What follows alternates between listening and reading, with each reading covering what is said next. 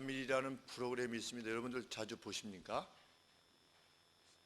3일이라는 프로그램을 보면 서민들이 자기의 몫을 잘 감당하면서 마켓이나 아니면 또 재래시장 아니면 또 바닷가 이런 곳을 찾아다니면서 프로그램을 진행하는데 새해 소망이 무엇입니까? 이렇게 물어보시는 것을 보면 그 제작하시는 분이 막 크리스찬 같다는 느낌이 듭니다.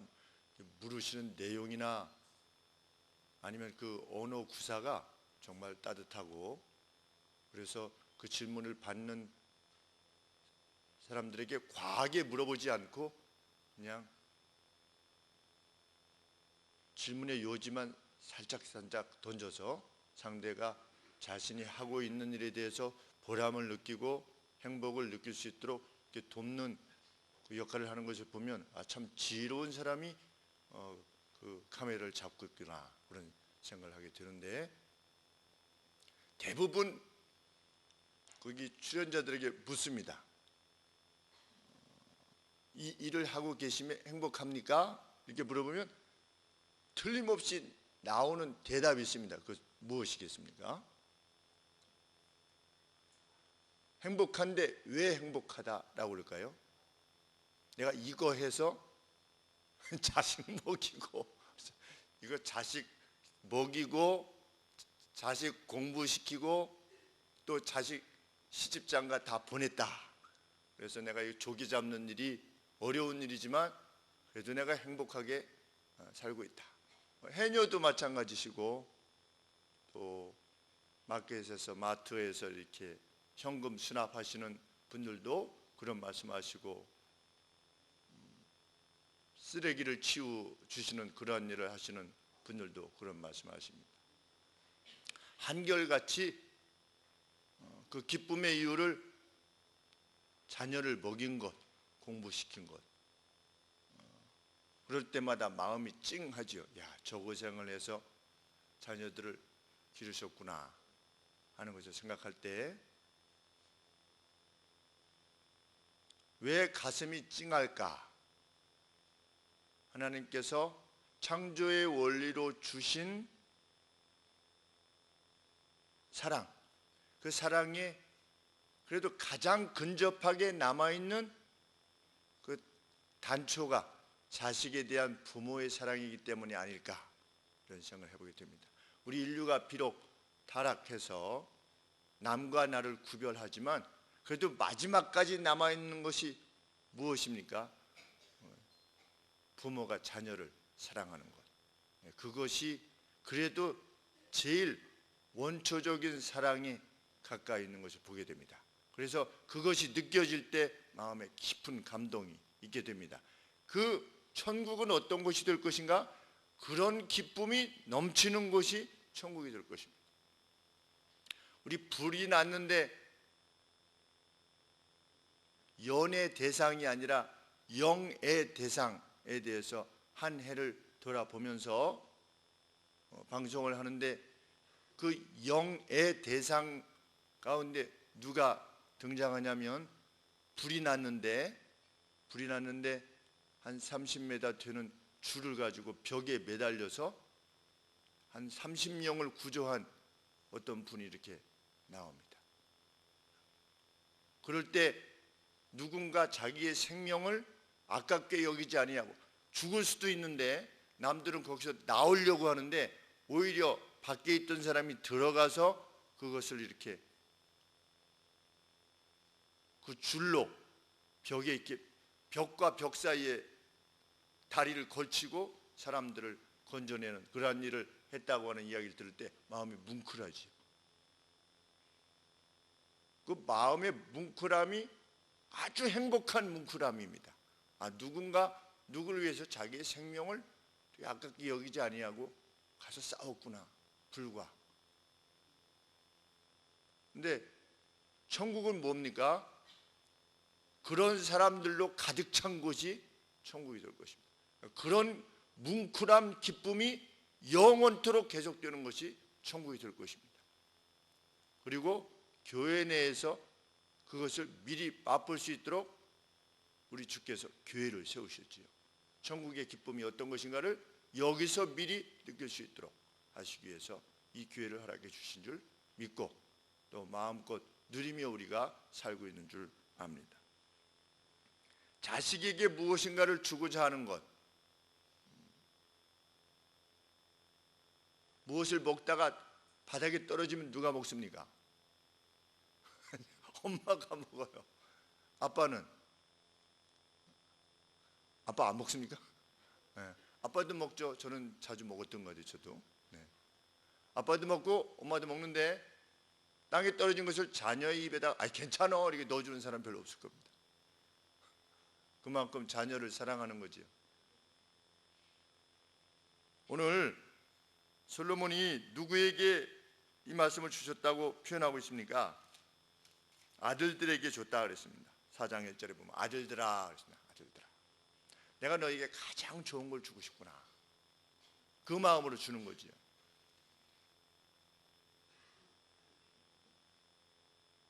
그리고 내가 너희에게 주는 이 가르침은 나도 아버지였던 다윗에게 받은 거다. 아버지였던 다윗이 내게 전달해 준 것을, 그리고 그의 명령을 내가 어렸을 때 받았는데, 나도 어렸을 때는 아주 유약한 외아들이었다.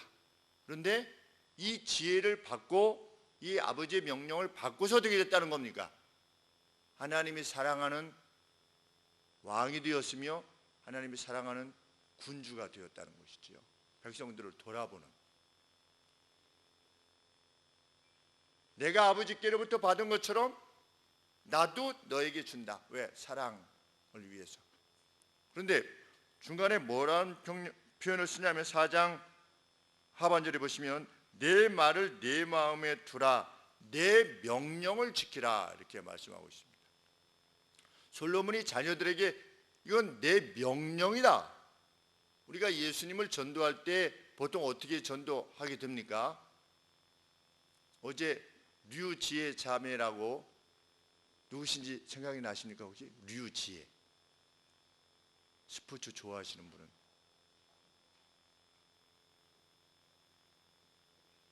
유남규는 아십니까? 그렇죠? 유남규, 현정화, 류지혜 이렇게 하면 아시겠죠? 국가대표 탁구 선수로부터 페이스북으로 전화가 왔어요.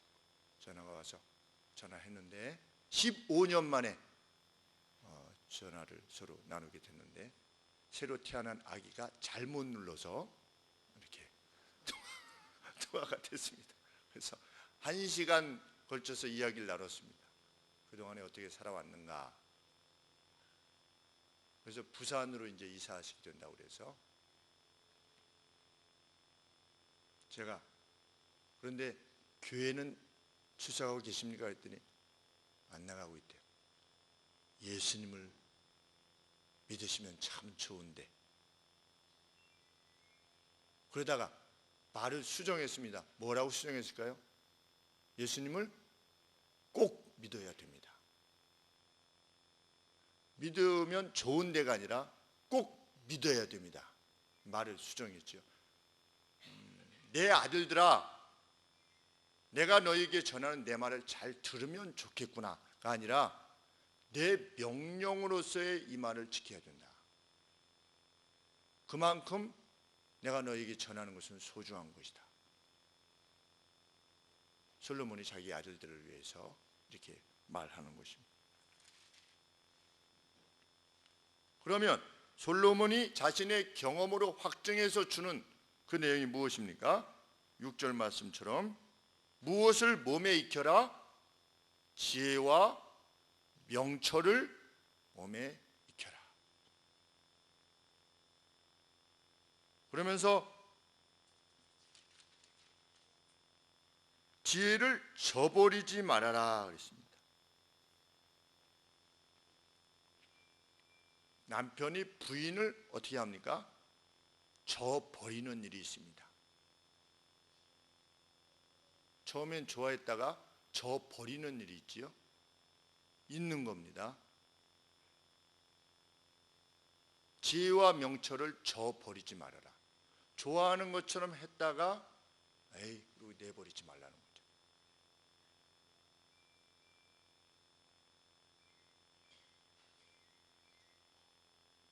그만큼 사모해야만 된다는 겁니다. 지혜와 명철을 사모해라. 그러면서 7절 말씀에 지혜의 시작은 이것이다 그랬습니다. 지혜의 시작은 이것이다. 지혜가 제일이니 그랬는데 7절 말씀에 그 대부분의 역본에 보면 지혜의 시작이라 이렇게 번역하고 있습니다. The beginning of wisdom 그랬습니다. 지혜의 시작은 무엇이냐? 지혜의 시작은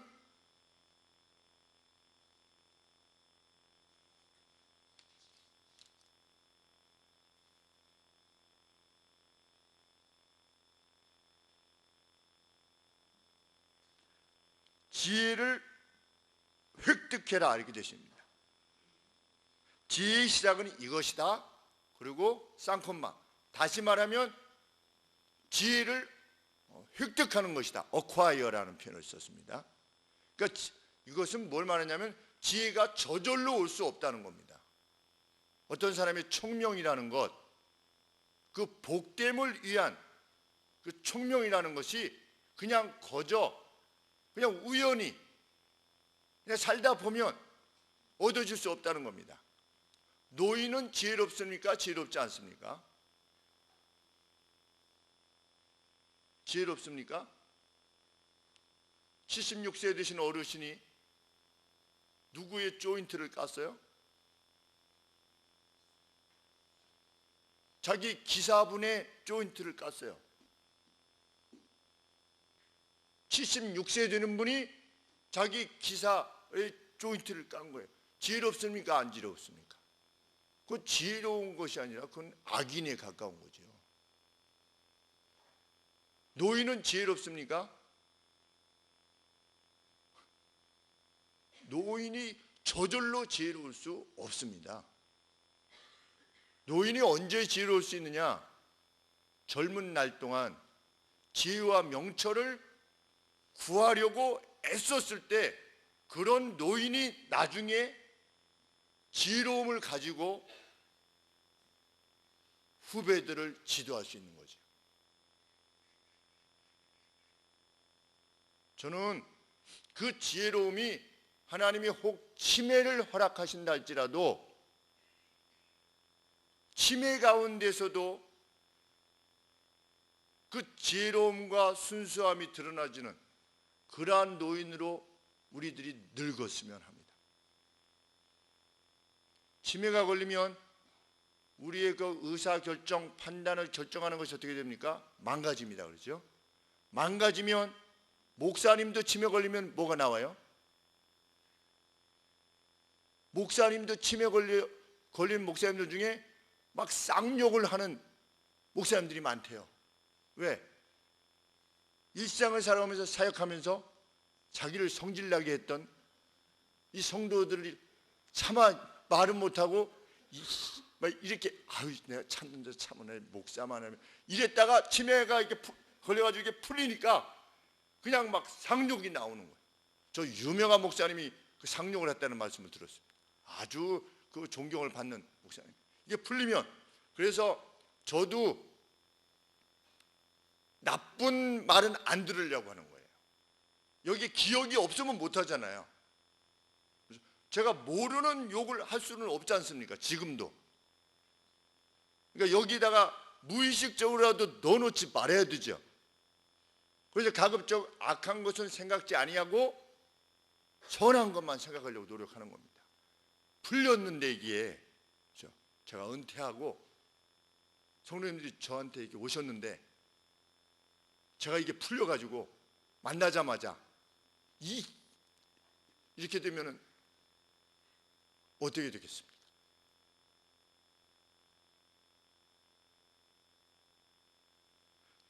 지혜의 비기닝, 지혜의 시작은 뭐다? 지혜를 어떻게 해서든지 어떤 것이 지혜인가에 대한 지적인 능력을 지니려고 애를 써야 된다는 거죠.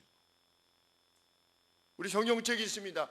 1년 동안 한 번도 안 읽으면 이것이 이 안으로 들어가야 되는데 이것에 대한 이해가 없으면 그는 결코 지혜로울 수 없다는 거죠. 우리 바쁜 와중에 하연이가 1년 동안 이 성경을 일독했다는 것이 너무나 참 감사한 일이었습니다. 우리 우화정 집사님도 1년 일독하셨다는 말씀 들었는데, 일독하면 무조건 상 드려야 됩니다. 우화정 집사님 못 받으셨죠? 어디 계시죠? 못 받으셨죠 아직? 네, 다음 주에 여러분은 무조건 일독하시면, 이거 박 목사님에게 말씀드리든지 아니면 저한테 말씀해 주시면 무조건 상을 드립니다. 큰 상을 드리고, 달라고 하는 대로 다 드리려고. 저 이게 필요합니다 그러면 정말 교회에서 그렇게, 그거 해야죠. 교회 목적이 그건데, 성도들이 하나님의 지혜의 말씀을 사모하게끔 하는 것이 교회 목적인데, 그리고 우리 학생들은 반에서 반장 되면 상 주고, 그만큼 친구들에게 인기가 있었다고 하는 것은 그리스도인으로서 뭔가 섬기고 봉사했기 때문에 반장이 될 가능성이 높기 때문에 앞으로 이제 반장 되는 사람들, 여러분들의 자녀가 반에서 반장 됐다, 회장 됐다, 그러면 저한테 알려주십시오. 교회에서 상을 줄 겁니다. 격려해야죠. 그리고 장이 되어야만 장의 마음을 이해할 수 있습니다. 장이 안 돼 보면 매일 밑에서 우리 뭐 사장님은, 우리 선생님은, 우리 누구는 계속 이런데, 장이 돼 보면 이래서 이랬구나, 이랬었구나, 이렇게 알게 되지요. 그런 차원에 있어서도 우리 자녀들이 반장, 회장, 부반장, 부회장, 선도위원 이런 거라도 해야 돼요. 줄반장이라도 해야죠.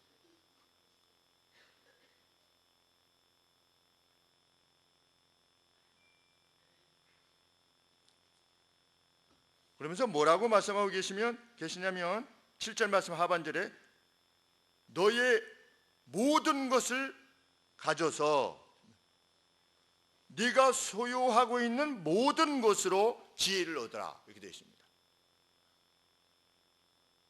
지혜를 얻는데 이미 너희들이 얻은 것, 똑같은 용어를 사용했습니다. acquire라고 하는, 어떻게 아주 열심히 해서 무엇인가를 이렇게 소유했어요. 근데 이것을 다 대가로 지불한다 할지라도 지혜를 얻으라. 그래서 가끔 하나님께서 우리에게 재난을 허락해 주시지요. 뭘 가져가십니까? 재산을 싹 가져가십니다. 우리가 가지고 있던 모든 것을 가져가시기도 하고, 아주 건강했던 사람이 갑자기 어떻게 되는 겁니까? 갑자기 건강에 문제가 생기기도 하고, 건강히 잘 자라던 자녀들에게 문제가 생기기도 하고, 우리가 이미 소유하고 있었던 것을 하나님께서 도말하시지요. 그것이 죄로 인한 것이 아니라면 하나님의 선하신 목적은 무엇이겠습니까? 지혜를 얻게 하시는 겁니다. 무슨 지혜를 얻게 하신 것입니까? 이 내 것이 아니구나, 인생은 유한하구나 라고 하는 것을 미리 알게 하신 거죠. 일찍이 그 지혜를 얻게 되면, 그래서 솔로몬이 뭐라고 밝혔습니까? 지혜자의 마음은 어디에 있다? 누구 집에? 초상집에 있다 그랬습니다. 지혜자의 마음은 초상집에 있다. 인생이 유한하구나, 우리가 돌아갈 때가 있구나 라고 하는 것을 깨닫게 되는 것, 최고의 지혜입니다. 하나님 아버지 품으로 돌아갈 때가 있구나 깨닫는 것, 그 역시 성경에서 말하고 있는 여러 지혜의 단면 중에 하나인 것이죠. 가르침 중에. 근데 요새는 사람이 죽는 일을 거의 못 봅니다. 왜? 다 요양원에서, 아니면 요양병원에서, 아니면 병원 중환자실에서 다 돌아가시기 때문에 사람이 죽는다는 것을 인식 못하는 거지요. 전에는 이 집 앞에 이렇게 등이 있어서 아, 저기 누가 돌아가셨구나. 아, 그 할머니 돌아가셨구나. 그런데 요새는 보이시던 분이 한참 동안 안 보이시는 겁니다. 할아버지 어떻게 되셨어요? 아, 할아버지 2년 전에 돌아가셨어요. 이렇게. 그러니 지혜를 얻기가 어려운 것입니다.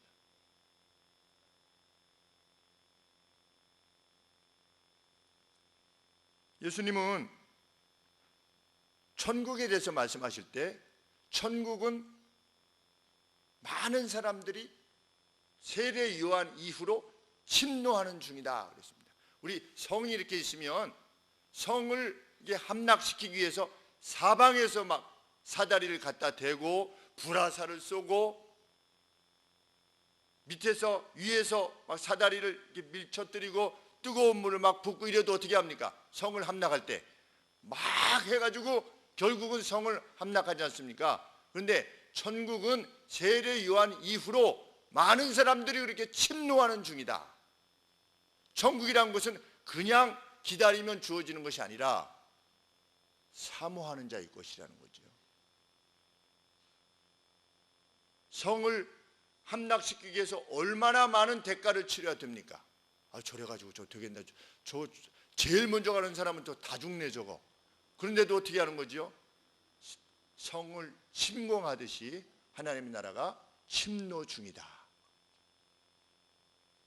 지혜의 시작은 지혜를 얻기 위하여 나의 모든 것을, 그것이 시간이든 재물이든 하나님으로부터의 지혜를 얻기 위한 대가를 지불할 만큼 가치가 있다는 거죠.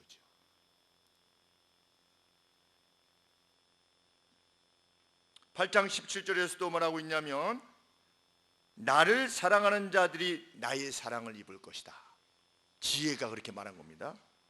나를 간절히 찾는 자가 나를 만날 것이다. 그런데 누가 이 말씀을 하셨죠? 나중에 예수님께서 거좀 비슷한 말씀을 하셨습니다. 나는 나를 사랑하여서 내 계명을 지키는 자에게 나를 나타내 보일 것이다. 이렇게 말씀하셨습니다. 그래서 구약의 지혜, 구약의 위지덤을, 그 앞에 위지덤의 W를 대문자로 쓰는 분들도 있어요. 그러니까 구약에 현현하신 성자로 이해하는 분도 있어요.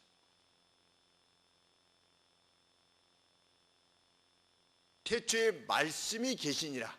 하나님이 태초에 말씀으로 세상을 창조하셨다. 그런데 그 말씀이 하나님과 함께 계셨다. 이런 여러 가지 말씀을 비춰보면 아주 미스테리죠. 거기서 말씀하시는 하나님이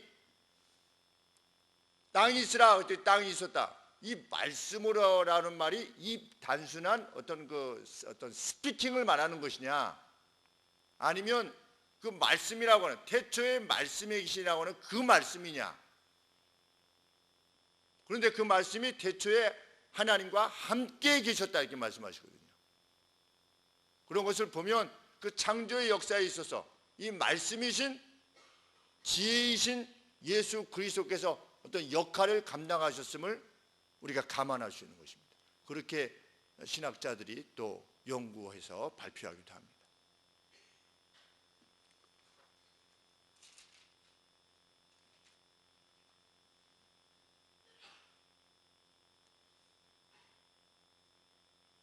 그래서 8장 30절에 보시면 한번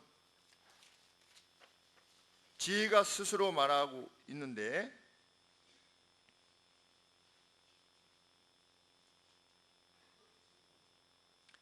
(8장 27절부터) 보시면 그가 하늘을 지으시며 궁창으로 해면에 두르실 때 내가 거기 있었고, 천지 창조 때지요. 그가 위로 구름 하늘을 견고하게 하시며 바다의 샘들을 있게 하시며 바다의 한계를 정하여 물로 명령을 거스르지 못하게 하시며 또 땅의 기초를 정하실 때 내가 그 곁에 있어서 창조자가 되어 날마다 그가 기뻐하시는 자가 되었다.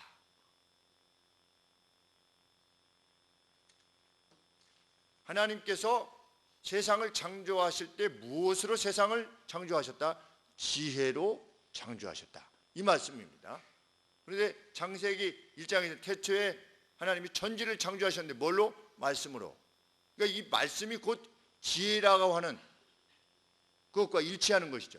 우리가 인간의 단어 사용에 제한이 있기 때문에 어떤 그 말씀을 그냥 입에서 말하는 어떤 월드, 어떤 단어라고 이해하고 싶지만 성경에서 말하는 바는 그 이상인 것입니다.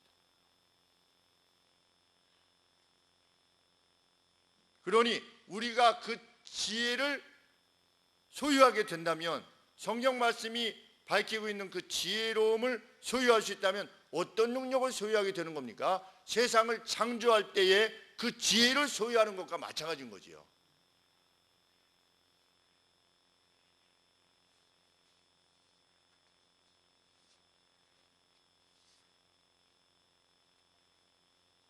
그래서 다윗은 하나님의 말씀을 주야로 묵상하였다. 곰곰이 하나님의 말씀을 읽고 생각했다는 것입니다. 왜? 모르면 지혜자로 행동할 수가 없기 때문에.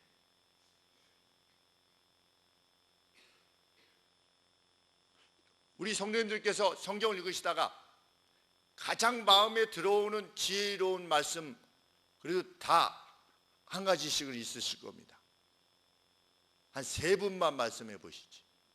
성경을 읽고서 이때 감동이 있었다, 내지는 하나님이 이렇게 하라고 하는 것이 내 마음에 읽기 전에 몰랐었는데 그 말씀을 읽고서 이렇구나 라고 깨닫는 것.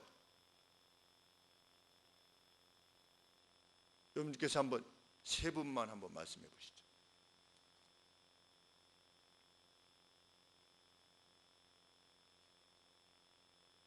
우리 대표 주자이신 우리 이육 집사님 성경 말씀 중에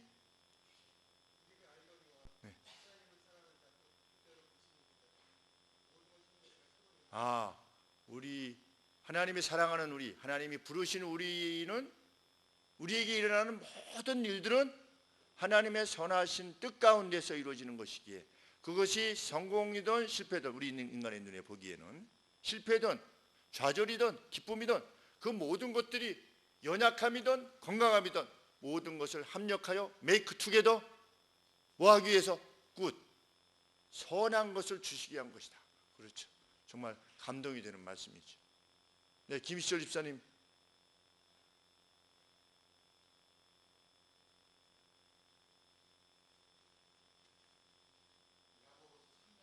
네, 무슨 말씀이지요? 혀를 길들여라. 혀는 길들여지지 않는 불의의 세계다. 그렇죠. 네, 다른 모든 동물들은, 모든 것들은 이게 길들여지는데, 태임되는데 이건 안 된다는 거죠. 이 혀는 정말 마지막 죽는 순간까지 자기가 주의를 기울이지 않으면 혀는 길들여지지 않는 악의 세계다. 참 얼마나 귀한 말씀인지 알 수 없습니다.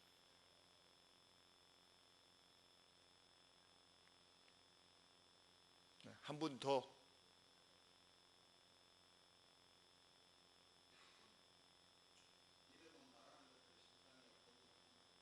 네, 네. 믿음이라고 하는 것은 눈에 보이지 않는 것에 대한 확신이며 우리가 소망하는 것에 대한 확신이다. 그렇죠. 믿음이라는 건 그렇죠. 우리가 눈에 뭐가 안 보일 때, 과연 하나님께서 나와 동행하신다면 왜 이런 일이 발생하는가 라고 할 때에도 보이지 않는 그 하나님의 자비와 능력을 신뢰하면서 확신하는 것, 그게 믿음이다. 그런 말씀을 읽을 때 막 가슴이 막 뭉클하죠. 정말. 어떨 때, 잘 될 때 그렇습니까? 잘 될 때 힘이 안 돼요. 어떨 때 힘이 됩니까? 정말 하나님의 뜻을 행하고 있는데 뭐가 이게 안 풀리는 것 같고 인생이 점점 힘들어지는 것 같은데, 그래, 믿음이란 거 이거 아니겠어? 내가 의로움을 위해서 결정하고 판단할 때, 조니 워커 안사 들여가지고서 의장대 장교로 가려고 했다가 사이트로 제일 나쁜 특기로 가서 화학산 꼭대기에서 2년 있을 때 그때 이런 말씀이 제게 큰 힘이 됐던 겁니다. 그래, 조니 워커 하나 중대장한테 사다 주면 뭐 다 이미 결정된 건데 그것만 갖다 주면 그냥 3년 4개월을 3년을 아주 편하게 노량진에서 지내면서 연애도 계속하면서 이렇게 퇴근해가지고 5시 반에 퇴근해가지고 그 다음날 아침 9시에 출근하면 되는데, 이 사이트는 3교대라서 하루에 8시간씩 없어지는 거예요. 하루가 16시간이죠. 제가 원래 군대 가기 전에는 정말 많이 먹었었는데 그때 한 401을 1200끼 정도를 굶고 나와가지고 위가 작아져가지고 지금 한 공기 이상 못 먹죠. 그때 위가 작아져가지고. 네. 뭐 때문에 그런 겁니까? 뇌물 주지 말라고 그래서 조니 워커 이거 한 병 이거 한 병 사다 주지 않았기 때문에. 그렇게 됐을 때 믿음은 뭐냐? 우리가 소망하는 것에 대한 확신이다. 안 보여도 눈에 안 보여도. 근데 이런 말씀을 읽지 않으면, 내가 어콰이어 하지 않으면 그냥 나 혼자 아유 뭐 예수님 믿는 게 뭐 이렇게 힘든가? 하나님이 살아계시다면 나한테 왜 이러는 거야? 여기 다 돼 있는데 하나님이 살아계신다면 원래 그런 거야. 여기 성경에 그렇게 돼 있잖아요. 그렇지 않습니까? 하나님이 살아계시기 때문에 네가 그런 거야. 이 성경은 그렇게 말하고 있는데 이걸 읽지도 않고 하나님이 살아계시다면 왜 이러는 거야? 이렇게 말하려고 하는 겁니다. 성경이 다 있지 않습니까? 욥기가 나 하나님 잘생겼는데 하나님이 내게 왜 이러시나? 이래서 이런 거야. 너는 알 수가 없어. 욥이 나중에 비로소 전에는 내가 귀로만 들었었는데 하나님이 이런 분이라고 하는 것에 대해서 귀로만 들을 정도로 이렇게 알았었는데 내가 이제는 눈으로 보듯이 밝히 보게 되었다. 이 재난이 이런 의미였구나 라고 하는 것을 깨닫게 되었다. 말씀이 없이는 깨닫지 못하는 거지. 왜 악인은 잘 되는가? 시편에 다 있어요.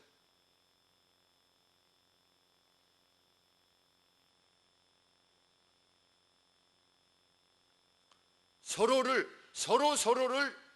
자기보다 더 중요한 인물로 여기라. 사도 바울이 그렇게 말씀하셨는데, 우리는 살아가면서 누가 더 more important, 더 중요한 사람으로 생각이 되어집니까? 내 자신이 더 중요한 사람이라고 생각되어집니다. 내 집에서 아니면 교회에서, 내 사회에서. 그런데 성경은 뭐라고 말씀하시냐면 서로를 이취하듯 더 임포턴트한 중요한 사람들로 여기라. 실제로 중요한 사람이라는 겁니까? 아닙니까? 실제로 중요한 사람이 아닐 수 있다는 겁니다. 근데 너로서는 어떻게 하라는 겁니까? 중요한 사람으로 여겨주라는 겁니다. 저 사람은 항상 저래. 우리가 살아가다 보면 이런 사람들이 있어요. 그런데 성경은 더 중요한 사람으로 여기라.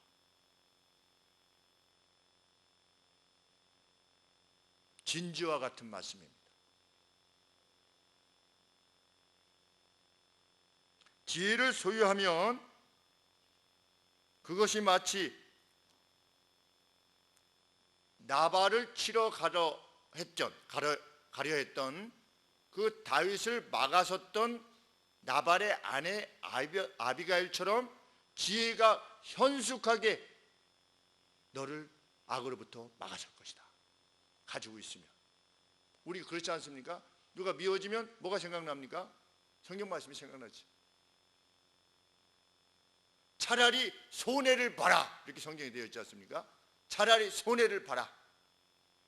누가 미워지려고 그러면 네 것을 뺏어가려고 그러고 네 명예를 뺏어가려고 그러고 네 자존심을 뺏어가려고 그러면 미워지거든 어떻게 해라? 차라리 손해를 봐라. 손해를 보면서 평안을 구해라. 오히려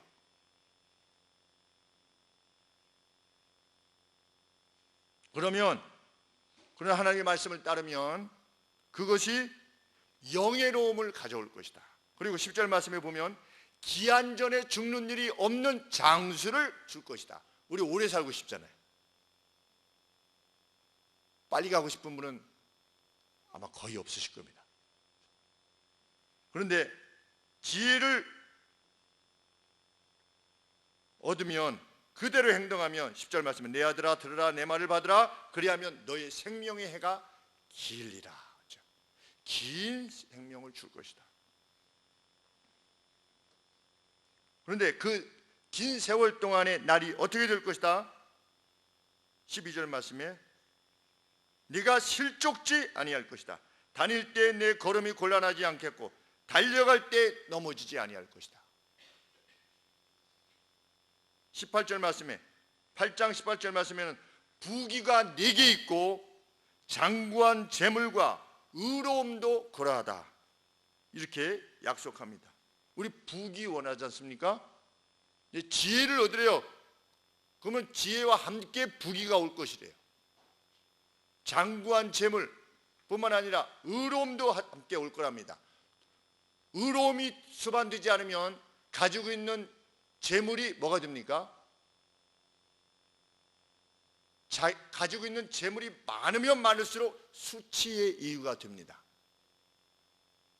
재벌들이 무엇을 잘못할 때 오히려 더 크게 수치로움이 되는 거지요. 수치스러움이 됩니다. 뭐 없는 사람이 그렇게 한다. 뭐 그런가 보다. 그런데 보통 어떻게 말을 합니까? 돈을 억만금을 쌓아두고 있으면 뭐해? 저짓을 하고 있는데 이 사람들한테 비난을 더 받지요. 의로움이 수반되지 않은 재물, 지위, 그것은 오히려 그로 하여금 더 수치스럽게 만들 뿐입니다. 그래서 이게 발로 찬 사람들이 그분이 그냥 뭐 소시민으로서 그렇게 했다 그러면 그게 뭐 큰 문제가 되겠습니까? 그러나 그가 사회적 지위가 있음에도 불구하고 그렇게 했을 때 사람들이 더 그를 비난하는 거죠. 진심으로 회개하기를 바라는 것입니다.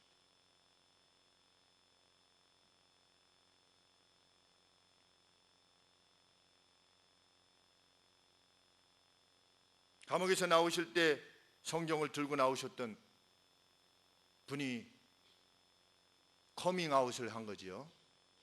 나에게는 이전에 이렇게 있었다 라고 하는 것이 부디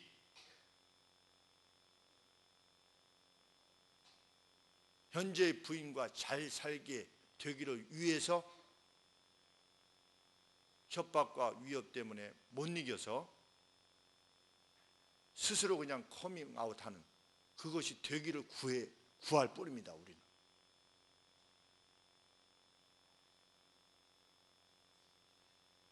사회는, 신문은, 방송은 그것에 대해서 그가 뭐 이혼을 하려 한다 저쪽을 하려 한다 가급적 아주 그 사람들의 그 안에 있는 악한 것을 볼 때 더 즐겨하는 그 타락한 마음 때문에 그것을 자꾸만 보려고 하는 쪽으로 이 기사를 써내려 간다 할지라도 우리는 일말에 그것이 1%라 할지라도 그가 그 어떤 다른 이유로 그래서 성경을 가지고 나왔으니까 감옥에서 들어갈 때가 아니라 나올 때 그 마음이 진심이기를 빌어줘야 되는 거지요. 그것이 진심이기를 빌어주라. 왜 우리가 그렇게 빌어줘야 됩니까? 지혜인 말씀이 우리에게 그렇게 명령하고 있기 때문입니다. 그 죄인은 미워하되 죄인은 불에서 끄집어내는 것처럼 꺼내는 것처럼 그 죄인이 그 곤란과 재난 가운데서 속히 나올 수 있도록 너희는 그들을 도우라. 그게 성경의 말씀입니다. 같이 비난하지 말고 그 누군가 그런 모습에 비춰지게 될 때 같이 비난하는 것은 결코 지혜자의 삶이 아닌 거죠. 우리는 그 누구에 대해서도 비난하지 않습니다. 하나님의 사람은. 왜?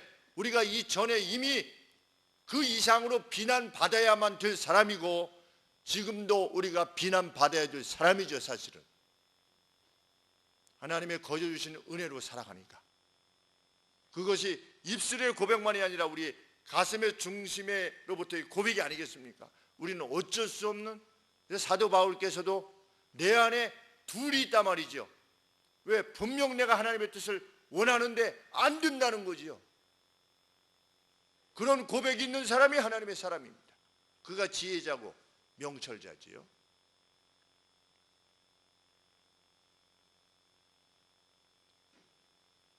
지혜자가 되려면 악한 자들의 삶의 방식으로부터 벗어나야 된다, 이걸 가르칩니다. 14절에 사특한 자라고 하는 것은 사악한 자의 삶의 방식으로부터 들어가지 말라 그래요. 사악한 자의 삶의 방식 안으로 들어가지 말라. 남들이 이렇게 해가지고 돈을 벌면, 지위를 얻으면 자기의 분노를 그렇게 해소하려고 하면 너는 그렇게 하지 말라. 그 악한 자의 길을 내버려 둬라, 이렇게 표현하고 있습니다. 아주 기가 막힌 표현입니다.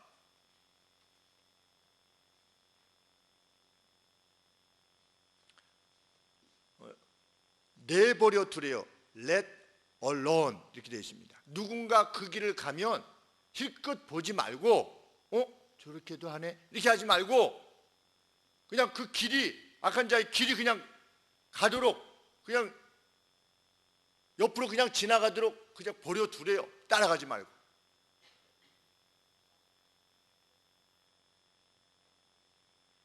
무심코 그것들 옆에 지나가지도 말래요.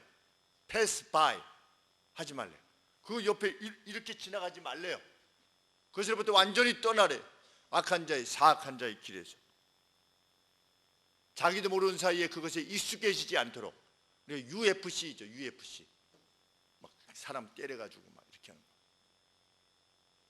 채널 돌리다 보면 뭐가 나옵니까? 처음에는 UFC 경기, 그걸 경기라고 해야지, 싸움이라고 해야지. 돈 내고 사람을 그렇게 패는 거죠. 사람 패는 거를 돈 내고 보는 겁니다. 얼마나 악해지고 있는지 알 수 없죠. 근데 점점 사람 패는 거를 보여주는 방송이 늘어나고 있어요. UFC 하이라이트. 한 방 탁 날려 여기가 막 팍 피가 터지면서 이렇게 쓰러지는 이런 것들. 그런데 그것에 익숙해지면, 악이라고 하는 것은 그것에 익숙해지면 그것에 열광하는 겁니다.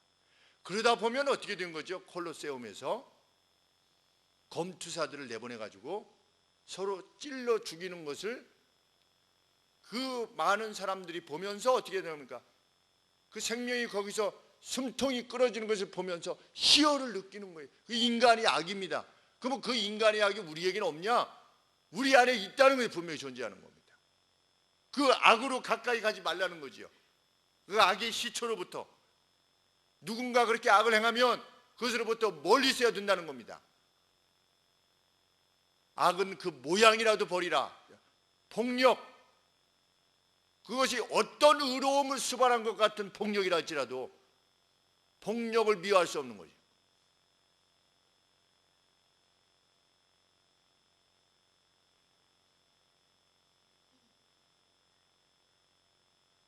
(16절) (17절) 말씀에 보면 악인은 누구다?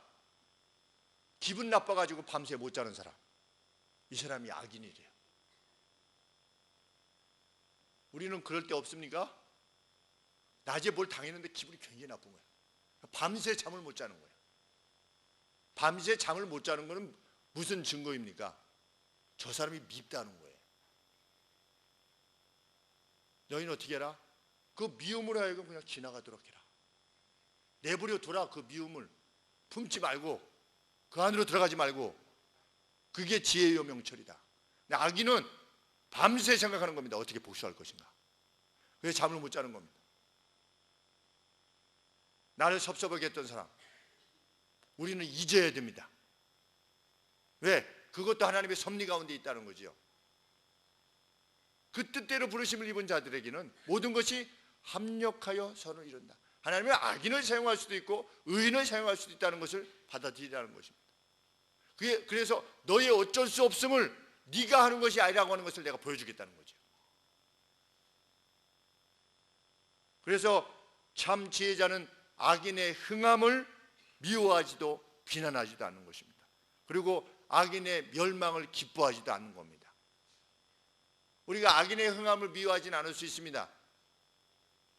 그런데 악인의 멸망을 기뻐할 수는 있습니다. 그런데 지혜자는 그렇게 하지도 않는 것입니다.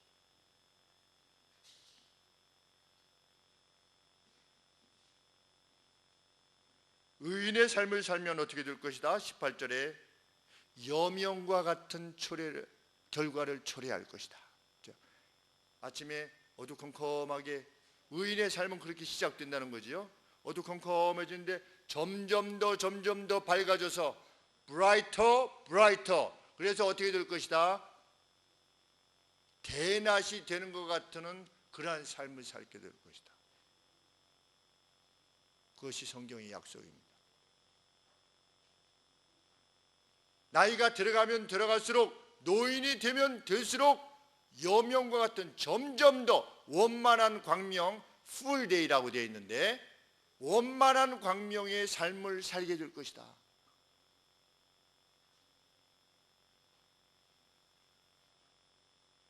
저는 지금 몇 시인지 잘 모르겠어요. 여명에서부터 이 대낮과 같은 이 상황에서 어느 지점에 살고 있는지는 잘 모르겠습니다. 그런데 느낌상으로는 10시는 된 것 같아요. 10시쯤 빛은 된 것 같습니다. 살아오면서 그렇게 행복한 거지요.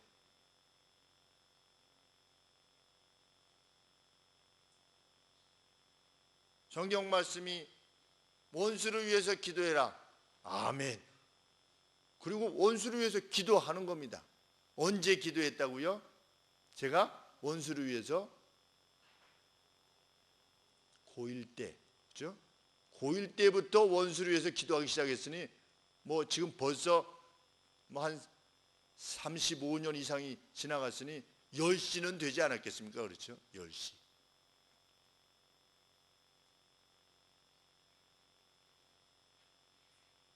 이를 위해서 23절 말씀에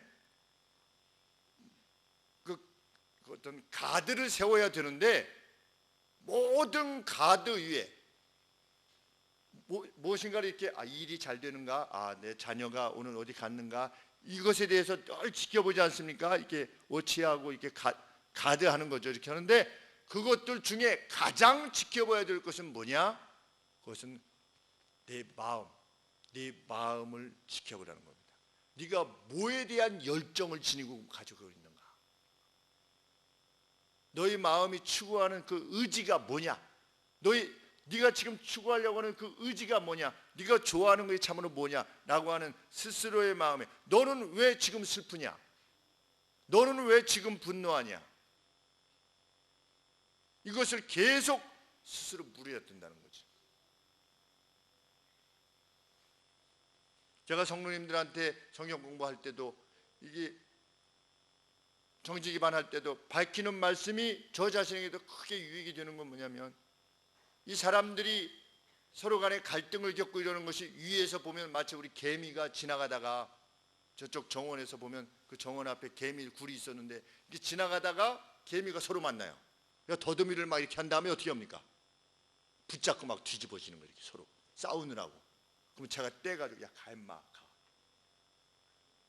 그래가지고 야 가. 정말 우리가 싸우는 게 일상을 살면서 다른 사람이 이랬네 저랬네 개미 차원하고 다를 바가 없어요. 특별히 차 몰고 가다가 제일 안 되는 게 차 몰고 가다가 성질 나는 거 아니겠습니까? 그거 왜 그렇습니까? 전적인 타자예요. 다시 볼 일이 없어요. 전에 본 적도 없고. 그러니까 막 하는 겁니다. 사람들이.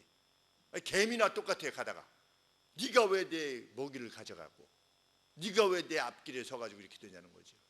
이것은 그래서 제가 정직기반 때 마치 그런 것 같습니다. 근데 가다 보면 막 훅 들어오고 이런 사람들이 있어요. 개미들이 싸우고 있구나. 제가 거기서 성질 내면 뭐가 되는 겁니까? 아까 뒤집어졌던 놈하고 똑같이 되는 거죠. 이제는 요 며칠 사이에 더 그렇게 되는 것 같습니다. 가요, 그냥 가. 옆에서 이렇게 딱 대고 옆에다 딱 대고 있어. 이렇게 나 지나간다고. 그럼 가라고 하면 오히려 제 기분이 더 좋아지는 것 같아요. 이제는 오래 걸렸습니다. 저도 다른 건 다 되는데 이거는 정말 오래 걸렸어요. 그래서 저희 집사람 옆에 있다가 여보 그냥 갑시다. 그냥 갑시다. 저놈은 버릇을 고쳐줘야 돼. 이렇게.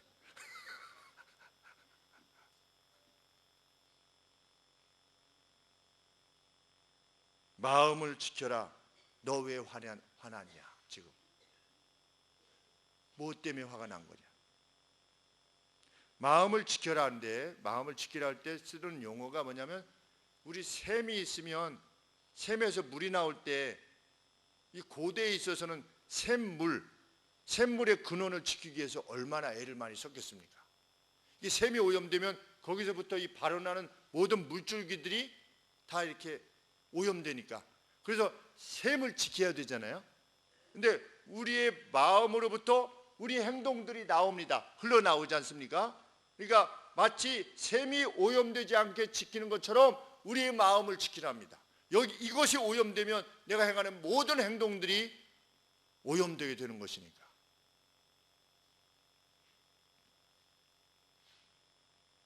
정직하지 못한 입술로 피하라 그랬습니다.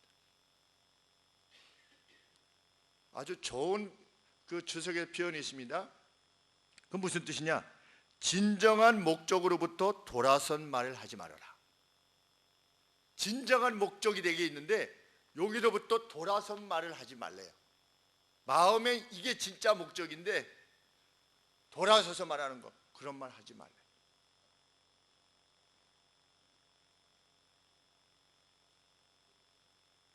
우리 교회 SM5를 이제 한 25만 정도 뛰어서 아버님이 쓰시던 그 SM7을 7만 킬로밖에 안 뛰었는데 한 10년인가 11년 돼서 이제 받으려고 하는데, 그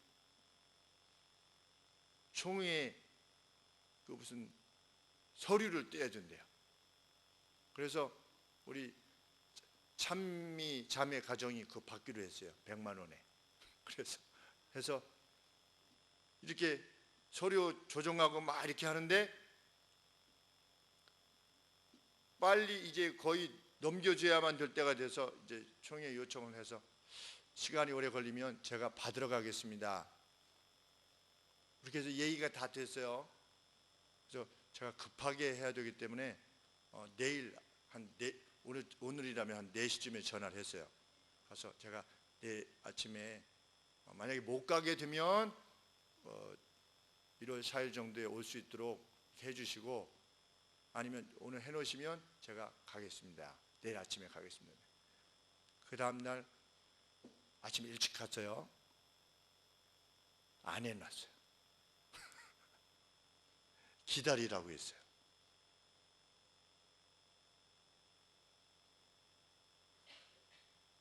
우리는 그것이 거짓말은 아니라 할지라도 우리 입술에서 나온 말이 진실되어야만 합니다. 그래서 우리가 맹세한 말은 성경 말씀에 있죠. 우리 잠언 14장 거짐 끝에 30 몇 절에 맹세한 것은 해로울지라도 변치 아니하며, 그런 표현이 있습니다. 우리가 말한 거는, 그래서 예수님은 뭐라고 말씀하셨습니까? 너희의 예스는 예가 되게 하고 너희의 노는 노가 되게 해라. 맹세가 필요 없는 사람이 되라. 그냥 그 사람이 예스 했으면 예스, 노면 노, 내일 아침까지 해놓겠습니다라고 하면 해놓는 사람,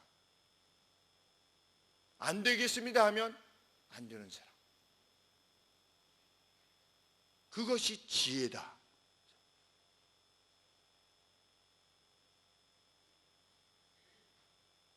지혜는 앞을 바로 보라. 그리고 시선을 앞에 있는 것에 곧게 두라. 좌우로 치우치지 말아라. 이게 무슨 뜻일까요? 마지막 27절에 우편으로나 좌편으로나 치우치지 말고 네 발을 악에서 떠나게 하라. 달리 말하면 악으로부터 떠나라는 하나님의 명령에 대해서 충성되어야 된다는 겁니다. 이렇게 하면 되지 않을까? 이거는 무슨 조니 워커가 무슨 뇌물이야. 이미 저 의장대 장교로 가기로 결정이 됐는데 그냥 고마움으로 그냥 드리는 거지. 그게 무슨 뭐 뇌물이야. 좌우로 치우치지 말아라. 분명 하나님께서 이거 아니다라고 하는데 그래도 나는 몰라. 이렇게 하지 말아라.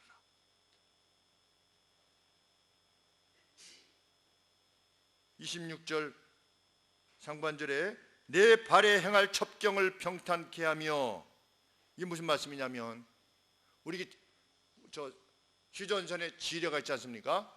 지뢰가 있을 때 남북이 하기 위해서 어떻게 했습니까? 지뢰 제거 부대가 나갔죠. 그래서 이렇게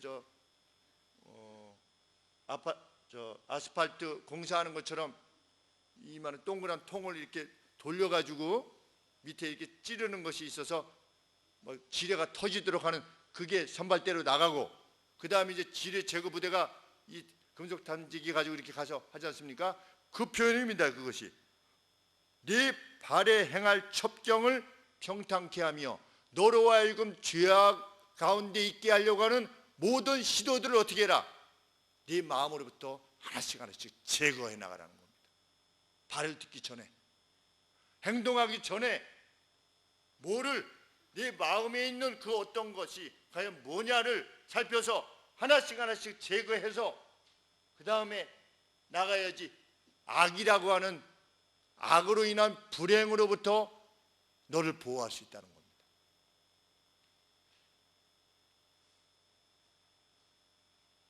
성공이란 이런 것이 성공이지요. 흔들리지 않고 두려움 없이 나갈 수 있는 그런 삶.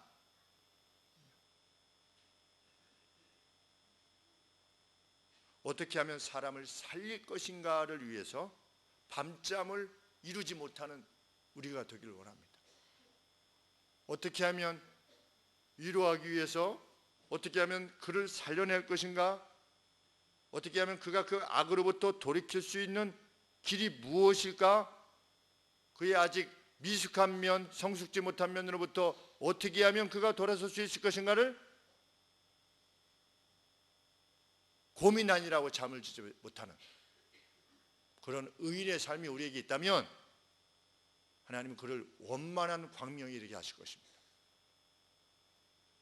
그 내용들은 하나님의 지혜와 명철이 담겨져 있는 이 말씀 안에 다 있는 것입니다. 제가 말씀드린 모든 내용은 이 안에 다 있는 것이죠.